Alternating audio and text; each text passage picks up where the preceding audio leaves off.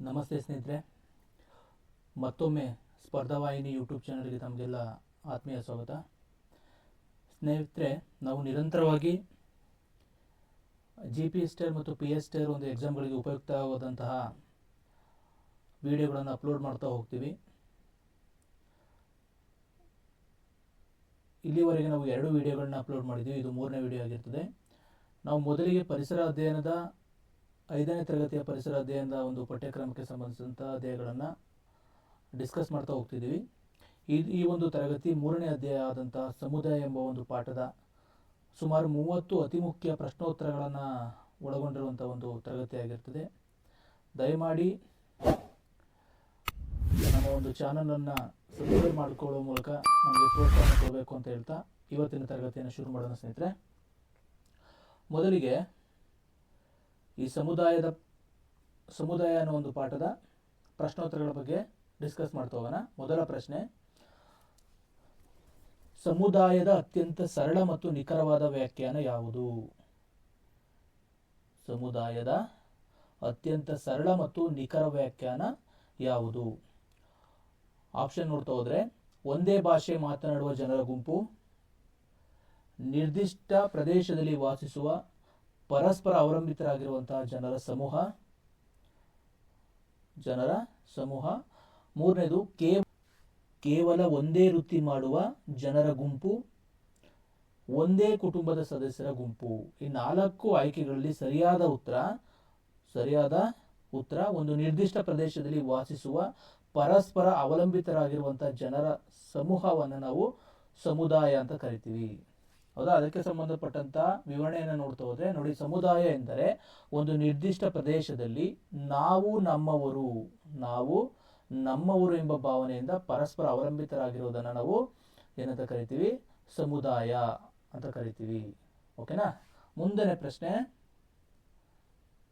ಪ್ರಶ್ನೆ, ಸಮುದಾಯದ ಸದಸ್ಯರಲ್ಲಿ ನಾವು ನಮ್ಮವರು ಎಂಬ ಭಾವನೆ ಯಾವಾಗ ಹೆಚ್ಚಾಗಿರುತ್ತದೆ? ಸಮುದಾಯದ ಸದಸ್ಯರಲ್ಲಿ ನಾವು ನಮ್ಮವರ ಎಂಬ ಭಾವನೆ ಯಾವಾಗ ಹೆಚ್ಚಾಗಿರುತ್ತದೆ?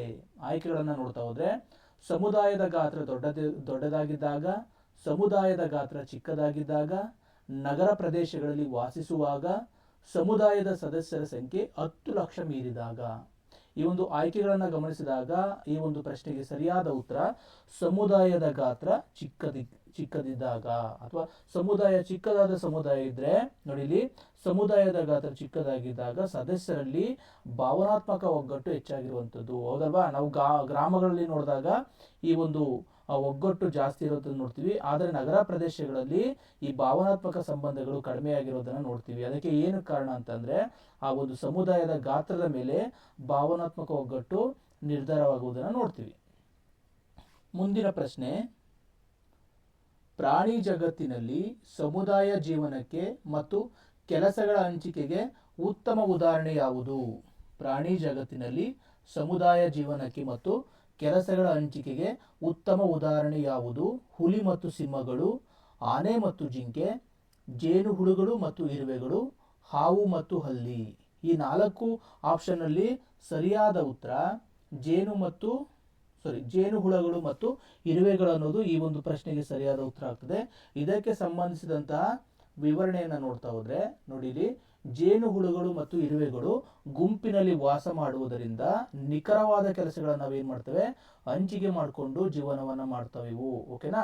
ಇವೆಲ್ಲಿ ಗುಂಪಿನಲ್ಲಿ ವಾಸ ಮಾಡಿಕೊಂಡು ತಮ್ಮ ಕೆಲಸಗಳನ್ನು ಹಂಚಿಕೆ ಮಾಡಿಕೊಂಡು ಜೀವನ ಮಾಡೋದನ್ನ ನೋಡ್ತೀವಿ.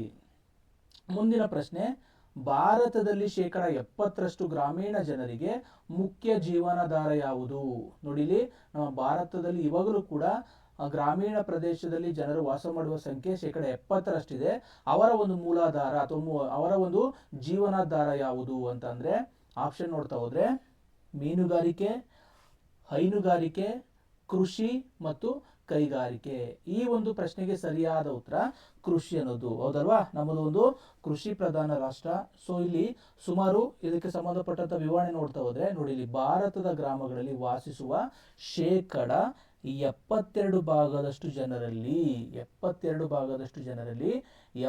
ಭಾಗದಷ್ಟು ಮಂದಿ ಏನ್ ಮಾಡ್ತಾರೆ? ಅವರ ಮುಖ್ಯ ಜೀವನಾಧಾರ ಕೃಷಿ ಯಾವುದು ಅಂತಂದ್ರೆ ಕೃಷಿ ಅಥವಾ ಕೃಷಿ ಸಂಬಂಧಿತ ಚಟುವಟಿಕೆಗಳನ್ನ ತಮ್ಮ ಜೀವನಾಧಾರವಾಗಿ ಆಯ್ಕೆ ಮಾಡ್ಕೊಂಡಿರೋದನ್ನು ನೋಡ್ತಾ ಹೋಗ್ತೀವಿ. ಮುಂದಿನ ಪ್ರಶ್ನೆ, ಕೆಳಗಿನವುಗಳಲ್ಲಿ ಯಾವುದು ಕೃಷಿಯೇತರ ಕಸುಬಾಗಿದೆ? ಈ ಕೆಳಕಂಡಗಳಲ್ಲಿ ಯಾವುದು ಕೃಷಿಯೇತರ ಚಟುವಟಿಕೆಯಾಗಿದೆ ಅಂತ ನೋಡ್ತಾ ಹೋದ್ರೆ ಆಪ್ಷನ್ ಹೈನುಗಾರಿಕೆ, ರೇಷ್ಮೆ ಹುಳು ಸಾಗಣೆ, ಬುಟ್ಟಿ ಹೆಣೆಯುವುದು ಮತ್ತು ಬಿತ್ತನೆ ಮತ್ತು ಸುಗ್ಗಿ ಅನ್ನೋದು ಈ ಒಂದು ಪ್ರಶ್ನೆಗೆ ಸರಿಯಾದ ಉತ್ತರ. ಬುಟ್ಟಿ ಹೆಣೆಯುವುದು ಕೃಷಿಯೇತರ ಚಟುವಟಿಕೆ ಆಗಿರುವಂತ ನೋಡ್ತೀವಿ, ಹೌದಲ್ವಾ? ಅದಕ್ಕೆ ಸಂಬಂಧಿಸಿದಂತ ವಿವರಣೆ ನೋಡ್ತಾ ಹೋದ್ರೆ ಹೈನುಗಾರಿಕೆ ಆಗಿರ್ಬೋದು, ಕೋಳಿ ಸಾಗಾಣಿಕೆ ಆಗಿರ್ಬೋದು, ಇವೆಲ್ಲವೂ ಕೂಡ ಕೃಷಿಗೆ ಪೂರಕವಾಗಿರುವಂತಹ ಒಂದು ಹವ್ಯಾಸಗಳಾಗಿರ್ತವೆ. ಆದರೆ ಈ ಉಪಕಸಬುಗಳಾದಂತಹ ಬುಟ್ಟಿ ಹೆಣೆಯುವುದು, ಕಮ್ಮಾರಿಕೆ ಆಗಿರ್ಬೋದು ಅಥವಾ ನೇಕಾರಿಕೆ ಆಗಿರ್ಬೋದು, ಇವು ಕೃಷಿಯೇತರ ಚಟುವಟಿಕೆಗಳು ಆಗಿರ್ತವೆ. ಮುಂದಿನ ಪ್ರಶ್ನೆ, ಗ್ರಾಮೀಣ ವಿದ್ಯಾವಂತ ಯುವ ಜನರಿಗೆ ಸ್ವಂತ ಉದ್ಯೋಗ ನೀಡಲು ಸರ್ಕಾರ ಹಮ್ಮಿಕೊಂಡ ಯೋಜನೆ ಯಾವುದು? ಗ್ರಾಮೀಣ ವಿದ್ಯಾವಂತ ಯುವಕರಿಗಾಗಿ ಸ್ವಂತ ಉದ್ಯೋಗ ನೀಡಬೇಕು ಅನ್ನೋ ಒಂದು ಆಶಯದೊಂದಿಗೆ ಸರ್ಕಾರ ಹಮ್ಮಿಕೊಂಡಿರುವಂತಹ ಯೋಜನೆ ಯಾವುದು ಅಂತ ನೋಡ್ತಾ ಹೋದ್ರೆ ಆಪ್ಷನ್ ಭಾಗ್ಯಲಕ್ಷ್ಮಿ ಯೋಜನೆ, ಆಶ್ರಯ ಯೋಜನೆ, ರೋಜ್ಗಾರ್ ಯೋಜನೆ, ಸರ್ವ ಶಿಕ್ಷಣ ಅಭಿಯಾನ. ಈ ಒಂದು ಪ್ರಶ್ನೆಗೆ ಸರಿಯಾದ ಉತ್ತರ ರೋಜ್ಗಾರ್ ಯೋಜನೆ. ರೋಜ್ಗಾರ್ ಯೋಜನೆ ಅನ್ನುವಂಥದ್ದು ಗ್ರಾಮೀಣ ಯುವಕರಿಗೆ ಒಂದು ಸ್ವಯಂ ಉದ್ಯೋಗವನ್ನು ಅಥವಾ ಸ್ವಂತ ಉದ್ಯೋಗವನ್ನ ಕಲ್ಪಿಸಿಕೊಡಲು ಸರ್ಕಾರ ಹಮ್ಮಿಕೊಂಡಿರುವಂತಹ ಒಂದು ಯೋಜನೆ ಆಗಿರ್ತದೆ. ನೋಡಿ, ಇಲ್ಲಿ ಗ್ರಾಮೀಣ ನಿರುದ್ಯೋಗಿ ಯುವಕರಿಗಾಗಿ ಸ್ವಂತ ಉದ್ಯೋಗವನ್ನು ಕಲ್ಪಿಸಲು ರೋಜ್ಗಾರ್ ಯೋಜನೆ ಮತ್ತು ಜವಾಹರ್ ಗ್ರಾಮ ಸಮೃದ್ಧಿ ಯೋಜನೆ ಇವುಗಳನ್ನ ಜಾರಿ ತಂದಿರುವುದಂತದನ್ನ ನೋಡ್ತೀವಿ. ಮುಂದಿನ ಪ್ರಶ್ನೆ, ಗ್ರಾಮೀಣ ಪ್ರದೇಶದ ಬಡವರಿಗೆ ಉಚಿತ ನಿವೇಶನ ಮತ್ತು ಮನೆ ನಿರ್ಮಿಸಲು ನೀಡುವ ಯೋಜನೆ ಯಾವುದು? ಗ್ರಾಮೀಣ ಪ್ರದೇಶದ ಬಡವರಿಗೆ ಉಚಿತ ನಿವೇಶನ ಮತ್ತು ಮನೆ ನಿರ್ಮಿಸಲು ಸರ್ಕಾರ ರೂಪಿಸಿರುವಂತಹ ಯೋಜನೆ ಯಾವುದು ಅಂತ ಪ್ರಶ್ನೆ. ಸೊ ಇದಕ್ಕೆ ಆಪ್ಷನ್ ನೋಡ್ತಾ ಹೋದ್ರೆ ನಿರ್ಮಲ ಗ್ರಾಮ ಯೋಜನೆ, ಆಶ್ರಯ ಯೋಜನೆ, ಸರ್ವ ಶಿಕ್ಷಣ ಅಭಿಯಾನ ಮತ್ತು ಭಾಗ್ಯಲಕ್ಷ್ಮಿ ಯೋಜನೆ ಅಂತ. ಸೊ ಈ ಪ್ರಶ್ನೆಗೆ ಸರಿಯಾದ ಉತ್ತರ ಆಶ್ರಯ ಯೋಜನೆ ಎಂಬುದು ಸರಿಯಾದ ಉತ್ತರ ಆಗ್ತದೆ. ಇದಕ್ಕೆ ಸಂಬಂಧಿಸಿದಂತ ವಿವರಣೆ ನೋಡ್ತಾ ಹೋದ್ರೆ ಬಡವರಿಗೆ ವಸತಿ ಸೌಲಭ್ಯವನ್ನು ಒದಗಿಸಬೇಕು ಮತ್ತು ಸಾಲ ಅನುದಾನಗಳನ್ನು ಬಿಡುಗಡೆ ಮಾಡುವ ಮೂಲಕ ಅವರು ಒಂದು ಉತ್ತಮವಾದ ಮನೆಗಳನ್ನು ನಿರ್ಮಾಣ ಮಾಡಬೇಕು ಅಂದ್ಬಿಟ್ಟು ಸರ್ಕಾರ ಈ ಒಂದು ಆಶ್ರಯ ಯೋಜನೆಯನ್ನ ಜಾರಿಗೆ ತಂದಿರುವುದನ್ನು ನೋಡ್ಬೋದು. ಮುಂದಿನ ಪ್ರಶ್ನೆ, ನಿರ್ಮಲ ಗ್ರಾಮ ಯೋಜನೆಯ ಮುಖ್ಯ ಗುರಿ ಏನು? ಆಪ್ಷನ್ ಗುಣಾತ್ಮಕ ಶಿಕ್ಷಣವನ್ನು ನೀಡುವಂಥದ್ದು, ಉದ್ಯೋಗ ನೀಡುವಂಥದ್ದು, ಗ್ರಾಮ ನೈರ್ಮಲ್ಯ ಮತ್ತು ಸ್ವಚ್ಛತೆ ಕಾಪಾಡುವುದು, ಹೆಣ್ಣು ಮಕ್ಕಳ ಭವಿಷ್ಯ ರೂಪಿಸುವುದು. ಈ ನಿರ್ಮಲ ಗ್ರಾಮ ಯೋಜನೆಯ ಒಂದು ಮುಖ್ಯ ಗುರಿ ಏನು ಅಂತಂದ್ರೆ ಗ್ರಾಮಗಳಲ್ಲಿ ನೈರ್ಮಲ್ಯ ಮತ್ತು ಸ್ವಚ್ಛತೆಯನ್ನು ಕಾಪಾಡುವಂಥದ್ದು ಈ ಯೋಜನೆಯ ಒಂದು ಮುಖ್ಯ ಗುರಿಯಾಗಿರುತ್ತದೆ. ನೋಡಿ, ಇಲ್ಲಿ ಗ್ರಾಮಗಳ ನೈರ್ಮಲ್ಯವನ್ನು ಸುಧಾರಿಸುವ ಉದ್ದೇಶದಿಂದ ನಿರ್ಮಲ ಗ್ರಾಮ ಯೋಜನೆಯನ್ನ ರೂಪಿಸಿರುವಂಥದ್ದನ್ನು ನೋಡ್ಬೋದು. ಮುಂದಿನ ಪ್ರಶ್ನೆ, ಭಾರತದಲ್ಲಿ ಎಷ್ಟು ಮಹಾನಗರಗಳನ್ನು ಗುರುತಿಸಲಾಗಿದೆ? ಮಹಾನಗರಗಳು ಅಂತಂದ್ರೆ ಸುಮಾರು 10 ಲಕ್ಷಕ್ಕಿಂತ ಹೆಚ್ಚು ಜನಸಂಖ್ಯೆ ಇರುವಂತಹ ಪ್ರದೇಶಗಳನ್ನ ಅಥವಾ ನಗರಗಳನ್ನ ಮಹಾನಗರಗಳು ಅಂತ ಕರಿತೀವಿ. ಭಾರತದಲ್ಲಿ ಅಂತ ಎಷ್ಟು ಮಹಾನಗರಗಳನ್ನ ಗುರುತಿಸಲಾಗಿದೆ ಅನ್ನೋದು ಪ್ರಶ್ನೆ. ಸೊ ಅದಕ್ಕೆ ಸಂಬಂಧಿಸಿದಂತ ಆಯ್ಕೆಗಳನ್ನ ನೋಡ್ತಾ ಹೋದ್ರೆ 10, 27, 50, 5,000. ಇದಕ್ಕೆ ಸರಿಯಾದ ಉತ್ತರ ಸುಮಾರು ಭಾರತದಲ್ಲಿ 27 ಮಹಾನಗರಗಳನ್ನ ಗುರುತಿಸಲಾಗಿದೆ. ಸುಮಾರು 5,000 ನಗರಗಳಲ್ಲಿ 27 ನಗರಗಳನ್ನ ಮಹಾನಗರಗಳು ಅಂತ ನಾವು ಗುರುತಿಸಿರುವುದನ್ನು ನೋಡಬಹುದು. ಅದರಲ್ಲಿ ಬೆಂಗಳೂರು ಕೂಡ ಒಂದು 27 ಮಹಾನಗರಗಳಲ್ಲಿ ಬೆಂಗಳೂರು ಕೂಡ ಒಂದು. ಮುಂದಿನ ಪ್ರಶ್ನೆ, ನಗರಗಳಲ್ಲಿ ವಾಹನ ಸಂಚಾರ ದಟ್ಟಣೆಯನ್ನು ಕಡಿಮೆ ಮಾಡಲು ಸರ್ಕಾರ ರೂಪಿಸಿರುವಂತಹ ವ್ಯವಸ್ಥೆ ಯಾವುದು? ನಗರಗಳಲ್ಲಿ ನಮಗೆಲ್ಲ ಗೊತ್ತು ಟ್ರಾಫಿಕ್ ಜಾಮ್ ಅನ್ನೋದು ತುಂಬಾ ಸರ್ವೇ ಸಾಮಾನ್ಯವಾಗಿರುವಂತಹ ಒಂದು ವಿಷಯ. ಸೊ ಅದನ್ನ ಕಡಿಮೆ ಮಾಡಬೇಕು ಅನ್ನೋ ಉದ್ದೇಶದಿಂದ ಸರ್ಕಾರ ರೂಪಿಸಿರುವಂತಹ ಯೋಜನೆ ಅಥವಾ ವ್ಯವಸ್ಥೆ ಯಾವುದು ಅಂತಂದ್ರೆ ಒಳಚರಂಡಿ ವ್ಯವಸ್ಥೆ, ವರ್ತುಲ ರಸ್ತೆಗಳು, ಪಾರ್ಕ್ಗಳ ನಿರ್ಮಾಣ, ಕೊಳಚೆ ಪ್ರದೇಶ ನಿರ್ಮೂಲನೆ. ಆ ಒಂದು ಟ್ರಾಫಿಕ್ ಜಾಮ್ ಅನ್ನ ಕಡಿಮೆ ಮಾಡಬೇಕು ಅಂದ್ಬಿಟ್ಟು ಏನ್ ಮಾಡ್ತಿದೆ, ವರ್ತುಲ ರಸ್ತೆಗಳು ಅಥವಾ ರಿಂಗ್ ರೋಡ್ಗಳನ್ನ ನಿರ್ಮಾಣ ಮಾಡಿ ವಾಹನ ದಟ್ಟಣೆಯನ್ನ ಕಡಿಮೆ ಮಾಡುವ ಮೂಲಕ ಈ ಒಂದು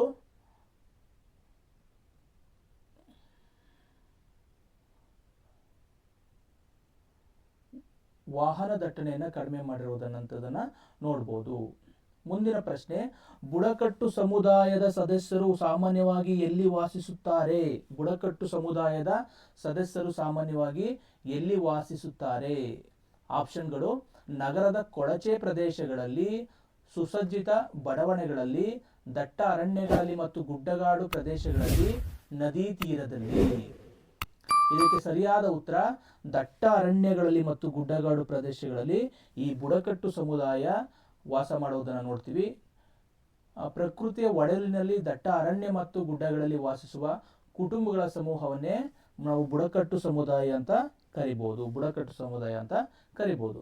ಮುಂದಿನ ಪ್ರಶ್ನೆ, ಕೊಡಗು ಜಿಲ್ಲೆಯಲ್ಲಿ ಕಂಡುಬರುವ ಪ್ರಮುಖ ಬುಡಕಟ್ಟು ಸಮುದಾಯ ಯಾವುದು?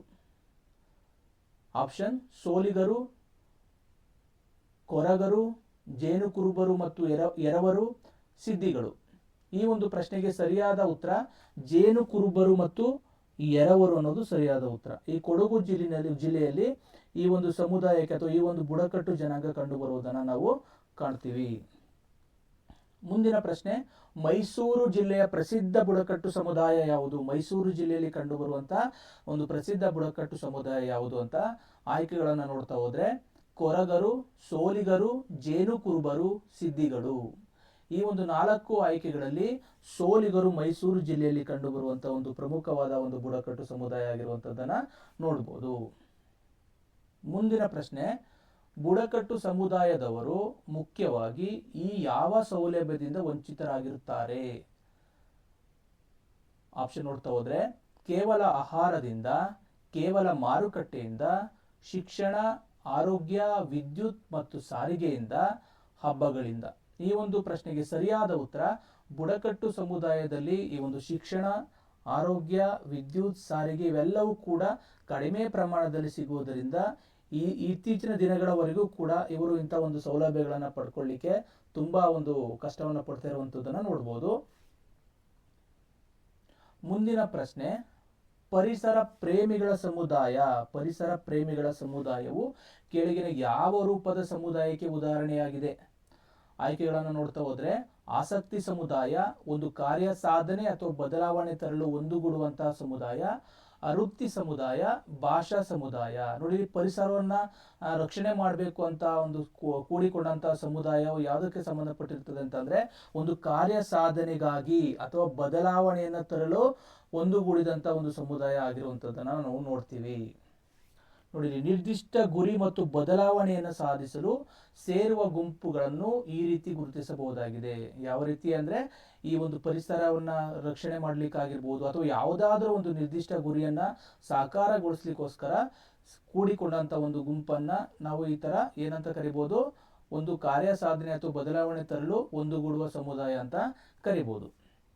ಮುಂದಿನ ಪ್ರಶ್ನೆ, ಶಿಕ್ಷಕ ಸಮುದಾಯವು ಕೆಳಗಿನ ಯಾವ ವರ್ಗಕ್ಕೆ ಸೇರುತ್ತದೆ? ಆಯ್ಕೆಗಳು: ಬುಡಕಟ್ಟು ಸಮುದಾಯ, ಹವ್ಯಾಸಿ ಸಮುದಾಯ, ಒಂದೇ ವೃತ್ತಿಯಲ್ಲಿರುವವರ ಸಮುದಾಯ, ನಗರ ಸಮುದಾಯ. ಈ ಒಂದು ಪ್ರಶ್ನೆಗೆ ಸರಿಯಾದ ಉತ್ತರ ಒಂದೇ ವೃತ್ತಿಯಲ್ಲಿರುವವರಂತಹ ಒಂದು ಸಮುದಾಯ ಇರುವುದು. ಹೌದಲ್ವಾ? ಶಿಕ್ಷಕರೆಲ್ಲ ಸೇರಿಕೊಂಡುವಂತಹ ಒಂದು ಸಮುದಾಯವನ್ನ ಅವರು ಒಂದೇ ವೃತ್ತಿಯಲ್ಲಿ ಇರುವುದರಿಂದ ಆ ಒಂದು ಸಮುದಾಯವನ್ನ ನಾವು ಗುರುತಿಸಬಹುದು. ಮುಂದಿನ ಪ್ರಶ್ನೆ ನೋಡಿ, ಇಲ್ಲಿ ಒಂದೇ ವೃತ್ತಿಯಲ್ಲಿರುವವರು ಅಥವಾ ಒಂದೇ ಚಟುವಟಿಕೆ ಕೈಗೊಳ್ಳುವವರ ಒಂದೇ ವೃತ್ತಿಯಲ್ಲಿರುವವರು ಅಥವಾ ಒಂದೇ ಚಟುವಟಿಕೆ ಕೈಗೊಳ್ಳುವವರು ರಚಿಸುವ ಸಮುದಾಯವಿದು. ಮುಂದಿನ ಒಂದು ಪ್ರಶ್ನೆ, ಸಮುದಾಯದಲ್ಲಿ ಪ್ರತಿಯೊಬ್ಬ ವ್ಯಕ್ತಿಯು ಅನುಸರಿಸಬೇಕಾದ ಮುಖ್ಯ ಗುಣ ಯಾವುದು? ಸಮುದಾಯದಲ್ಲಿ ಪ್ರತಿಯೊಬ್ಬ ವ್ಯಕ್ತಿಯು ಅನುಸರಿಸಬೇಕಾದಂತಹ ಮುಖ್ಯ ಗುಣ ಯಾವುದು? ಆಯ್ಕೆಗಳು: ಶ್ರಮ ಗೌರವವನ್ನು ಮೆಚ್ಚುವುದು ಮತ್ತು ಇತರರ ವೃತ್ತಿಯನ್ನು ಗೌರವಿಸುವುದು, ಕೇವಲ ಹೆಚ್ಚು ಹಣ ಗಳಿಸುವವರನ್ನು ಗೌರವಿಸುವಂಥದ್ದು, ನಗರ ಜೀವನವನ್ನು ಮಾತ್ರ ಶ್ರೇಷ್ಠವೆಂದು ಭಾವಿಸುವಂಥದ್ದು, ಸ್ವತಂತ್ರವಾಗಿ ಬದುಕುವಂಥದ್ದು. ಸಮುದಾಯದಲ್ಲಿ ಯಾವಾಗಲೂ ಕೂಡ ಶ್ರಮ ಗೌರವವನ್ನು ಮೆಚ್ಚುವಂಥ ಒಂದು ಗುಣ ಇರಬೇಕು. ಹಾಗೆ ಇತರರ ವೃತ್ತಿಯನ್ನ ಗೌರವಿಸಬೇಕು. ಅದು ದೊಡ್ಡ ವೃತ್ತಿಯಾಗಿರಲಿ ಅಥವಾ ಚಿಕ್ಕ ವೃತ್ತಿಯಾಗಿರಲಿ, ಎಲ್ಲವಕ್ಕೂ ಕೂಡ ತನ್ನದೇ ಆದ ಒಂದು ಪ್ರಾಮುಖ್ಯತೆ, ಗೌರವ, ಘನತೆ ಇರೋದ್ರಿಂದ ಎಲ್ಲಾ ವೃತ್ತಿಗೆ ಗೌರವ ಅಂತ ಕೊಡುವಂಥದ್ದು ಒಂದು ಸಮುದಾಯದ ಪ್ರತಿಯೊಬ್ಬರ ಒಂದು ಕರ್ತವ್ಯ ಆಗಿರುವಂಥದ್ದನ್ನ ನೋಡ್ಬೋದು. ಮುಂದಿನ ಒಂದು ಪ್ರಶ್ನೆ, ಆಹಾರ ಪದಾರ್ಥ ನಮಗೆ ದೊರೆಯುವ ಹಿಂದೆ ಯಾರ ಪರಿಶ್ರಮ ಅಥವಾ ಶ್ರಮ ಅತಿ ದೊಡ್ಡದಾಗಿದೆ? ಆಹಾರ ಪದಾರ್ಥಗಳು ನಾವೆಲ್ಲ ಟೈಮ್ಗೆ ಊಟ ಮಾಡ್ತಿದ್ದೀವಿ ಅಂತಂದ್ರೆ ಯಾರ ಒಂದು ಪರಿಶ್ರಮ ಅತಿ ಮುಖ್ಯ ಆಗಿರ್ತದೆ ಅಂತ ಅನ್ನೋದು ಪ್ರಶ್ನೆ. ಅದಕ್ಕೆ ಸಂಬಂಧಿಸಿದಂತೆ ಕೇವಲ ವ್ಯಾಪಾರಿಯದು, ರೈತ ಮತ್ತು ಅವನಿಗೆ ಸಹಾಯ ಮಾಡುವಂತ 100 ಜನರ ಶ್ರಮ, ಕೇವಲ ಚಾಲಕರದು, ಕೇವಲ ಅಂಗಡಿಯವರದು. ಈ ಪ್ರಶ್ನೆಗೆ ಸರಿಯಾದ ಉತ್ತರ ರೈತ ಆಗಿರ್ಬೋದು, ಅಥವಾ ರೈತರಿಗೆ ಸಹಾಯ ಮಾಡುವಂತ ನಮಗೆ ಒಂದು ಊಟ ಸರಬರಾಜಾಗಬೇಕು ಅಂದ್ರೆ ಅದರ ಹಿಂದೆ 100,000 ಜನಗಳ ಶ್ರಮ ಅಲ್ಲಿರುವುದನ್ನು ನೋಡ್ತೀವಿ. ಸೊ ಹಾಗಾಗಿ ಈ ಒಂದು ಪ್ರಶ್ನೆಗೆ ಸರಿಯಾದ ಉತ್ತರ ಆಪ್ಷನ್ ಬಿ ಆಗುತ್ತೆ. ಮುಂದಿನ ಒಂದು ಪ್ರಶ್ನೆ, ಸಮುದಾಯದಲ್ಲಿ ಮನರಂಜನೆ, ಮಾಹಿತಿ ಮತ್ತು ಮಾನಸಿಕ ನೆಮ್ಮದಿ ನೀಡುವವರ ಅಗತ್ಯವಿದೆಯೇ? ಸಮುದಾಯದಲ್ಲಿ ಮನರಂಜನೆಯನ್ನ, ಮಾಹಿತಿಯನ್ನ ಮತ್ತು ಮಾನಸಿಕ ನೆಮ್ಮದಿಯನ್ನ ನೀಡುವವರಂತಹ ಅಗತ್ಯವಿದೆ ಅನ್ನುವಂಥ ಪ್ರಶ್ನೆ. ಅದಕ್ಕೆ ಇಲ್ಲ, ಕೇವಲ ವಸ್ತುಗಳನ್ನ ತಯಾರಿಸುವವರು ಸಾಕು. ಹೌದು, ಸಮುದಾಯದ ಸಮಗ್ರ ಅಭಿವೃದ್ಧಿಯಲ್ಲಿ ಅವರ ಪಾತ್ರವೂ ಕೂಡ ಮುಖ್ಯ ಆಗಿರುವಂಥದ್ದು. ಕೇವಲ ಗ್ರಾಮೀಣ ಪ್ರದೇಶಕ್ಕೆ ಮಾತ್ರ ಅಗತ್ಯ, ಕೇವಲ ಹಿರಿಯರಿಗೆ ಮಾತ್ರ ಅಗತ್ಯ. ಈ ಒಂದು ಆಯ್ಕೆಗಳಲ್ಲಿ ಸರಿಯಾದ ಉತ್ತರ ಸಮುದಾಯದಲ್ಲಿ ಸಮಗ್ರ ಅಭಿವೃದ್ಧಿಯಲ್ಲಿ ಅವರ ಪಾತ್ರವು ಕೂಡ ಮುಖ್ಯ ಆಗಿರುವಂಥದ್ದು ನೋಡ್ತೀವಿ. ನೋಡಿ, ಮೂಲಭೂತ ಅವಶ್ಯಕತೆಗಳ ಜೊತೆಗೆ ಮಾನಸಿಕ ನೆಮ್ಮದಿ ನೀಡುವ ವೃತ್ತಿಗಳು ಕೂಡ ಅಗತ್ಯವಾಗಿ ಬೇಕಾಗಿರುವುದು. ಹೌದಲ್ವಾ? ನಾವು ಎಷ್ಟು ನೆಮ್ಮದಿಯಾಗಿರ್ತೀವಿ ಅನ್ನೋದ್ರ ಮೇಲೆ ನಮ್ಮ ಜೀವನ ಯಾವ ರೀತಿ ನಡೀತಿದೆ ಅನ್ನೋದು ನಿರ್ಧಾರವಾಗುವಂಥದ್ದನ್ನು ನೋಡ್ತೀವಿ. ಮುಂದಿನ ಪ್ರಶ್ನೆ, ಪ್ರವಾಹ, ಬರಗಾಲದಂತಹ ಪ್ರಕೃತಿ ವಿಕೋಪಗಳ ಸಂದರ್ಭದಲ್ಲಿ ಯಾರು ನೆರವಾಗುತ್ತಾರೆ? ಆಯ್ಕೆಗಳು: ಕೇವಲ ಕುಟುಂಬದ ಸದಸ್ಯರು, ಕೇವಲ ವಿದೇಶಿಯರು, ವಿವಿಧ ಸಮುದಾಯಗಳು ಮತ್ತು ಸರ್ಕಾರ. ಯಾರೂ ನೆರವಾಗುವುದಿಲ್ಲ. ಈ ಒಂದು ಪ್ರಶ್ನೆಗೆ ಸರಿಯಾದ ಉತ್ತರ, ಅಂತ ಒಂದು ಪ್ರಕೃತಿ ವಿಕೋಪಗಳು ಕಾಣಿಸಿಕೊಂಡಂತ ಸಂದರ್ಭಗಳಲ್ಲಿ ವಿವಿಧ ಸಮುದಾಯಗಳಾಗಿರ್ಬೋದು, ಸರ್ಕಾರಗಳಾಗಿರ್ಬೋದು ನೆರವಿಗೆ ಧಾವಿಸುವಂಥದ್ದನ್ನು ನೋಡ್ಬೋದು. ಮುಂದಿನ ಪ್ರಶ್ನೆ, ಗ್ರಾಮೀಣ ಜನರ ಜೀವನವು ಯಾವುದರ ಮೇಲೆ ಹೆಚ್ಚಾಗಿ ಅವಲಂಬಿತವಾಗಿದೆ? ಆಯ್ಕೆಗಳು: ಕಾರ್ಖಾನೆಗಳು, ಮಳೆಯ ಆಧಾರಿತ ಕೃಷಿ, ಆನ್ಲೈನ್ ವ್ಯಾಪಾರ, ಕೇವಲ ಬ್ಯಾಂಕ್ ವ್ಯವಹಾರ. ಈ ಪ್ರಶ್ನೆಗೆ ಸರಿಯಾದ ಉತ್ತರ, ಗ್ರಾಮೀಣ ಭಾಗದಲ್ಲಿ ಇನ್ನೂ ಕೂಡ ಮಳೆಯ ಆಧಾರಿತ ಕೃಷಿಯನ್ನ ಅವಲಂಬಿತವಾಗಿರೋದನ್ನ ನಾವು ನೋಡ್ತಾ ಹೋಗ್ಬೋದು. ಮುಂದಿನ ಪ್ರಶ್ನೆ, ನಗರ ಸಮುದಾಯ ಎದುರಿಸುವ ಒಂದು ಪ್ರಮುಖ ಪರಿಸರ ಸಮಸ್ಯೆ ಯಾವುದು?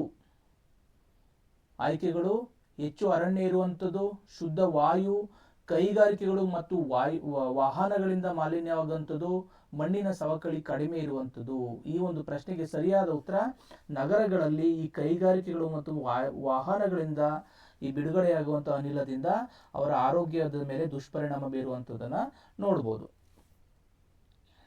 ಮುಂದಿನ ಪ್ರಶ್ನೆ, ಜೇನು ಕುರುಬರು ಕಾಡಿನಲ್ಲಿ ಮುಖ್ಯವಾಗಿ ಯಾವ ಕೆಲಸದಲ್ಲಿ ತೊಡಗಿರುತ್ತಾರೆ?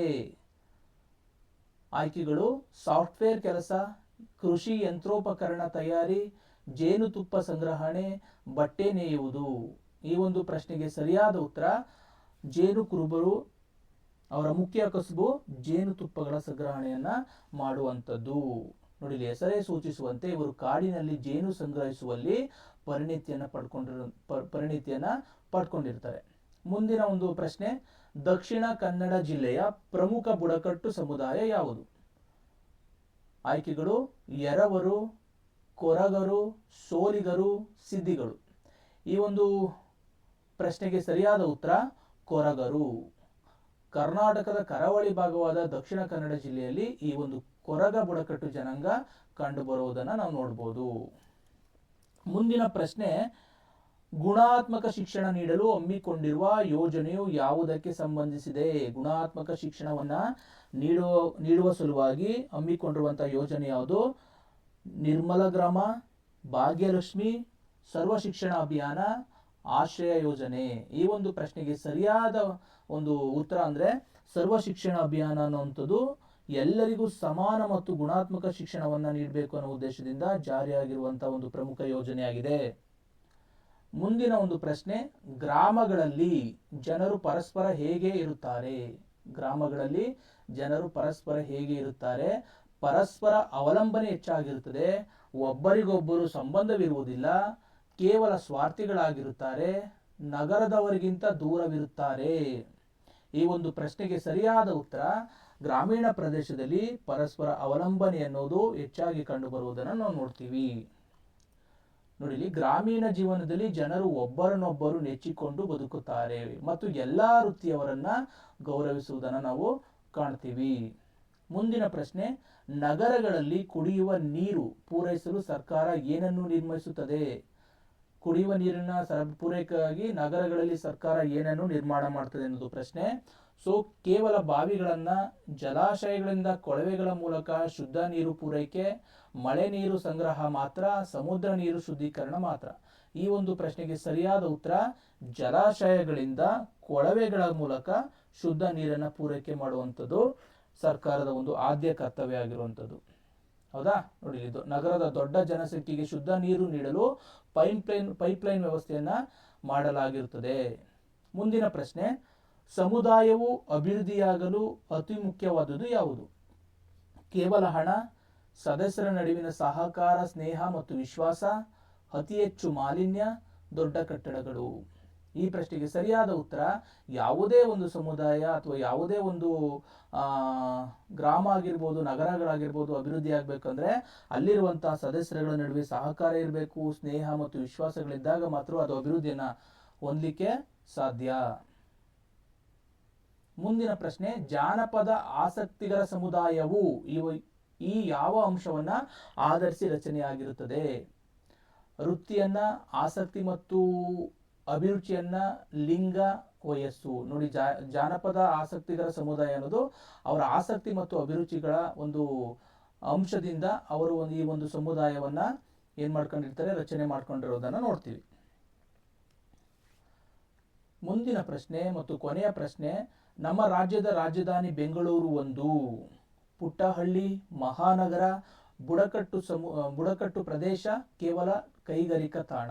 ನಾವು ಮೊದಲೇ ಡಿಸ್ಕಸ್ ಮಾಡಿದ ಹಾಗೆ ಸುಮಾರು 27 ಮಹಾನಗರಗಳಲ್ಲಿ ಬೆಂಗಳೂರು ಅನ್ನೋದು ಕೂಡ ಇದು ಒಂದು ಮಹಾನಗರ ಅಂತ ಹೇಳ್ಬೋದು. ಸ್ನೇಹಿತರೆ, ಈ ಒಂದು ಸಮುದಾಯ ಒಂದು ಪಾಠಕ್ಕೆ ಸಂಬಂಧಿಸಿದಂತೆ ನಾವು ಸುಮಾರು 30 ಪ್ರಶ್ನೆಗಳನ್ನ ಈ ತರಗತಿಯಲ್ಲಿ ಡಿಸ್ಕಸ್ ಮಾಡಿದ್ವಿ. ಇವೆಲ್ಲವೂ ಕೂಡ ಆ ಒಂದು ಪಾಠದಲ್ಲಿ ಇರುವಂತಹ ಪ್ರಮುಖ ಅಂಶಗಳು. ಈ ಎಲ್ಲವೂ ಕೂಡ ನಮಗೆ ಎಕ್ಸಾಮ್ ದೃಷ್ಟಿಯಿಂದ ತುಂಬಾ ಅನುಕೂಲಕಾರಿ ಅಂತ ಹೇಳ್ತಾ, ಇನ್ನೂ ಹೆಚ್ಚಿನ ವಿಡಿಯೋಗಳನ್ನ ಅಪ್ಲೋಡ್ ಮಾಡೋಕ್ಕೆ ನಿಮ್ಮ ಸಹಕಾರ ಬೇಕು. ಸೊ ಆ ದೃಷ್ಟಿಯಿಂದ ದಯಮಾಡಿ ತಾವೆಲ್ಲರೂ ಕೂಡ ನಮ್ಮ ಚಾನಲ್ನ ಸಬ್ಸ್ಕ್ರೈಬ್ ಆಗುವ ಮೂಲಕ ಕಮೆಂಟ್ಸ್ ಮಾಡಿ, ಲೈಕ್ ಮಾಡಿ ಅಂತ ಹೇಳ್ತಾ ಇವತ್ತಿನ ತರಗತಿಯನ್ನು ಮುಗಿಸ್ತಾ ಇದ್ದೀನಿ. ಧನ್ಯವಾದಗಳು.